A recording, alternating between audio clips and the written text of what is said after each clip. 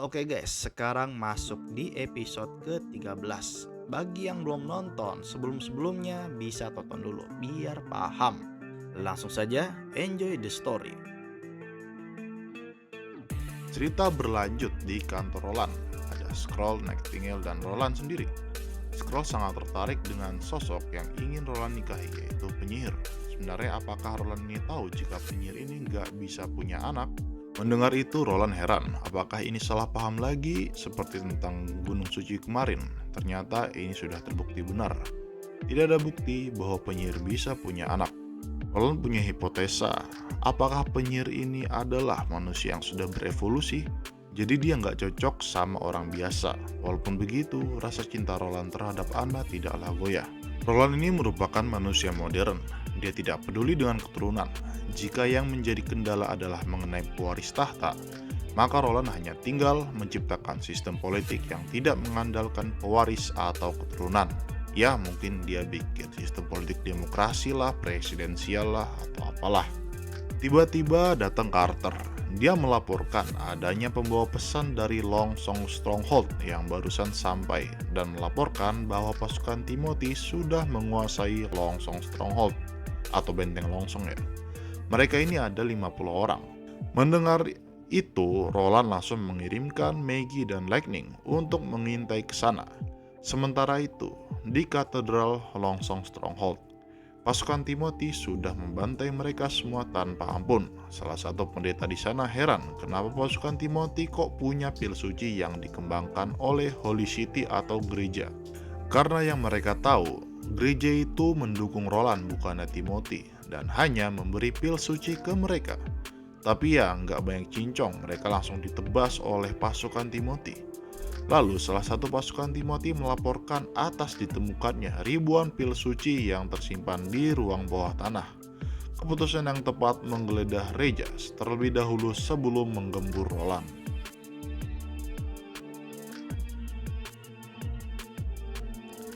Sementara itu, Maggie dan Lightning melaporkan hasil pengintaiannya. Ternyata ada lebih banyak orang yang lagi OTW menyerang border tahun ini. Dari yang awalnya 50 menjadi 1000 orang, sangat aneh. Tapi hanya ada 6 orang yang berpakaian zirah lengkap layaknya ksatria, dan sisanya hanya memakai pakaian seadanya. Bisa disimpulkan, sisanya itu merupakan penduduk non-militer. Di sini Roland merasa aneh. Jika Timothy berencana untuk melenyapkannya, harusnya sudah mempelajari peperangan antara Roland dengan Longsong Stronghold sebelumnya. Pasukan yang berbondong-bondong tidak mungkin bisa melewati gempuran meriam, kecuali ada yang membuatnya percaya dapat melewati gempuran senjata api, seperti pil dari gereja. Nah, tebakan Roland benar. Ternyata gereja juga mendukung Timothy. Untuk memastikannya lagi, mereka diperintahkan untuk mengintai lagi. Kali ini Nightingale ikut. Tujuan kali ini untuk melihat apakah mereka membawa batu dewa atau tidak.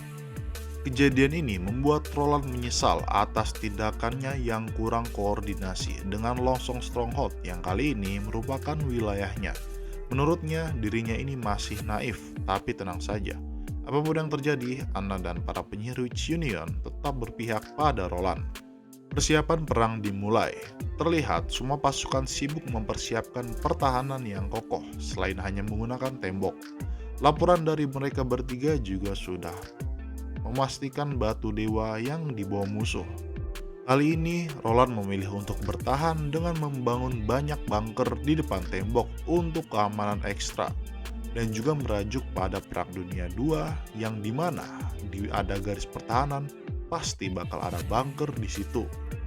Di belakang bunker, ada banyak meriam 12 pon yang sudah diperbanyak jumlahnya pasca perang dengan Longsong Stronghold di episode sebelumnya. Tapi meriam yang sekarang sudah ditingkatkan kalibernya. Musuh pasti dibuat ketar-ketir, dan kali ini mengingat penyihir sudah banyak yang terkumpul, beberapa dari mereka akan berkontribusi di perang ini, tidak terkecuali Nightingale. Jadi dia menyerahkan penjagaan Roland kepada Anna. Sementara itu, pasukan Timothy sudah hampir sampai di border town. para pemimpin pasukan sangat percaya diri dalam menghadapi pertahanan Roland berbekal sekitar 1.000 warga sipil dengan obat suci dari gereja.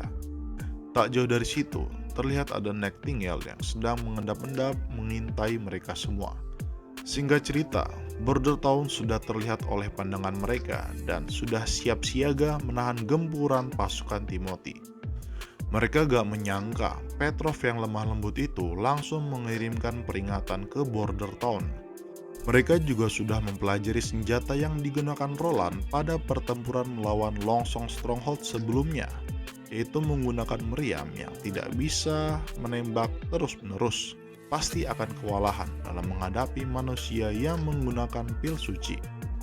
Tiba-tiba, Nightingale sekilas menampakkan kehadirannya, membuat pemimpin itu merinding bulu kuduknya, tapi dianggap itu hanya angin lewat. Sebelum menyerang, pemimpin mereka ingin memberikan briefing terlebih dahulu. Tapi tiba-tiba Eko menyusup di tengah-tengah pasukan mereka, meniru suara pemimpin itu dan berteriak, "Minum pilnya sekarang." Para pasukan seperti terhipnotis langsung minum pilnya.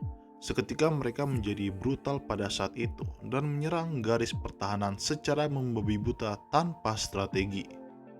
Si pemimpin yang bahkan tidak sempat untuk terkejut langsung dihabisi oleh Nightingale dengan tembakan di kepalanya. Sementara pemimpin lainnya heran, ada yang tidak beres saat ini. Dia yakin itu adalah penyihir, ada yang bisa menirukan suara, dan ada yang bisa menghilang dari pandangan mata. Masih berusaha memerintah pasukan tapi percuma, efek pil suci, dia sangat geram pada penyihir. Pasukan Timothy sudah masuk jarak tembak meriam, mereka membabi buta menyerang garis pertahanan. Meriam dan pasukan infanteri yang sibuk menahan mereka mulai kewalahan.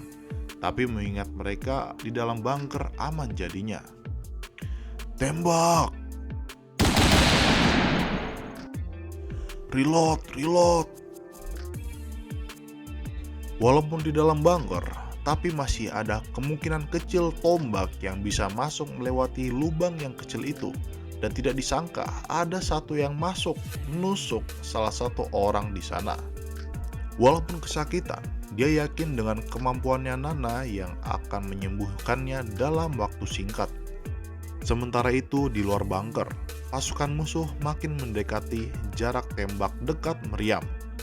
Di sisi lain, Van Er yang sudah naik pangkat menjadi komandan batalion artileri memerintahkan agar siap siaga untuk tembakan jarak dekat. Dan tembak! Musuh langsung ketar-ketir. Ada yang kena langsung jadi donat. Ada yang hampir kena langsung lari ketakutan. Ada juga yang sok-sokan tapi langsung hilang kepalanya. Pada titik ini, mereka semua buyar.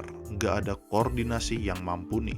Walaupun pil suci menghilangkan rasa sakit, tapi masih ada ketakutan yang dirasakan oleh mereka. Karena pada dasarnya mereka ini bukanlah pasukan yang terlatih, melainkan penduduk sipil yang sehari-harinya hidup damai.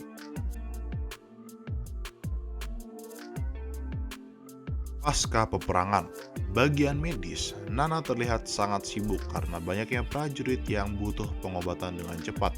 Di sisi lain, para penyihir sedang menghadapi ksatria Timothy, di antaranya Nightingale, Leaf, dan yang sudah terlatih untuk perang. Tepat di saat kematian salah satu pemimpin pasukan, bukannya dia takut pada penyihir yang dianggap tirisan iblis, tapi malah terpesona dengan kecantikannya Nightingale. Langsung, pemimpin musuh telah kalah, pertempuran telah usai, prajurit yang terluka sudah selesai disembuhkan. Sementara itu, sisa-sisa pasukan musuh yang melarikan diri ke Longsong Stronghold dikejar oleh pasukan Iron X sekaligus mengambil alih Longsong Stronghold dari pasukannya Timothy. Sangat mudah mengalahkan mereka. Tak lupa juga menyelamatkan Petrov yang dipenjara di sana oleh pasukannya Timothy. Agar kejadian ini tidak terulang lagi, Roland merencanakan hal yang sama dia lakukan di Border Town, seperti membangun jalan, irigasi, pendidikan, dan lain-lain. Dan semuanya diserahkan kepada Petrov, yang sekarang manajer Longsong Stronghold. Di perjalanan pulang menggunakan kapal, Roland bangun pagi-pagi. Dia memikirkan betapa hindanya si Timothy itu memaksa penduduk sipil meminum pil suci. Walaupun ini bukan salah Roland yang membunuh mereka semua, namun tetap saja dia kepikiran. Dia gak akan memaafkan perbuatan gereja sebagai dalang utamanya. Mereka harus mendapatkan balasan yang setimpal.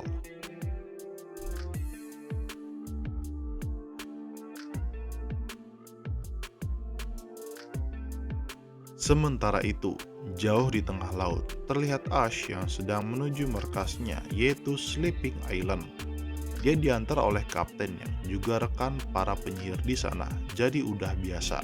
Nama kapten itu adalah Jack, ini kayak Jack Sparrow jadinya. Kapten Jack ini heran kenapa para penyihir ini memilih Sleeping Island sebagai markas, karena pulau itu tenggelam ketika ada pasang yang menyebabkan tidak cocok ditinggali dalam jangka waktu panjang. Tak lama, pengintai melihat ada pulau di tengah laut. Itu terlihat seperti pulau batu. Tapi saat didekati, pulau itu makin terlihat tinggi. Itu adalah Sleeping Island, tempat penyihir dan Tilly Wimbledon tinggal. Sementara itu, pagi ini di dalam pulau, para penyihir tiba-tiba bersemangat. Dia sadar kalau Ash sudah pulang. Jadi mereka semua akan membantu dan menyambutnya dengan senyuman. Saat berlabuh di Sleeping Island, Kapten Jack dan anak buahnya kagum dengan arsitektur pulau ini. Salah satu penyihir, Molly namanya, langsung menggunakan kekuatannya untuk membawa kargo oleh-oleh Ash, sekaligus menjelaskan mekanisme alami yang ada di pulau ini. Jadi pulau ini mempunyai dua dermaga, ada yang di atas dan di bawah. Ketika situasi air pasang, maka yang bisa dipakai adalah dermaga yang di atas. Kalau pas surut, yang dipakai di bawah. Setibanya di rumah, Ash langsung pergi ke istananya Tilly. Di situ Tilly sedang mencoba kekuatan sihirnya menggunakan batu sihir yang dia temukan di reruntuhan kuno entah di mana. Tiba-tiba Ash mengagetkannya. "Gua pulang nih." Ash yang kagum melihat kekuatannya Tilly barusan menanyakan kekuatan itu berasal dari batu sihir.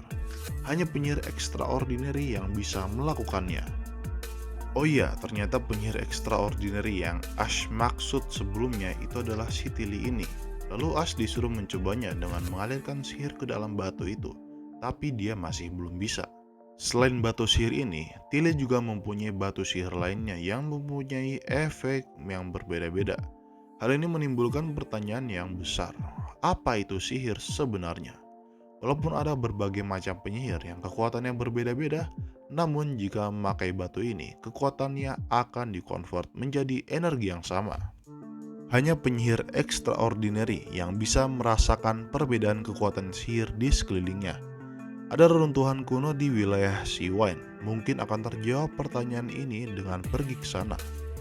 Tapi wilayah Seawind lagi berbahaya pada saat ini, mengingat Gracia yang sedang menginvasi wilayah sana. Perpecahan kerajaan Grey Castle ini membuat Tilly khawatir sebagai salah satu penerus tahta. Jika ini terus berlanjut, maka Grey Castle akan dikuasai gereja seperti kerajaan Neverwinter.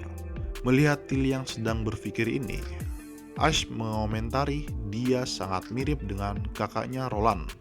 Lalu Ash menceritakan pengalamannya bertemu dengan Roland. Setelah diceritakan panjang lebar tinggi, Tilly langsung tahu kalau itu bukanlah Roland. Kemungkinannya ada dua, di antara dia dikendalikan oleh penyihir atau ada penyihir yang menyerupai dia. Tilly tahu persis karena selama dia hidup bersama Roland di istana, sikap dan pengetahuannya itu sangatlah berbeda, terutama mengenai segala inovasi yang dia lakukan. Belum pernah dia diajari ilmu-ilmu saat di istana dulu. Tapi kali ini Maggie ada di sana dan pulang setiap bulan sekaligus membawakan surat.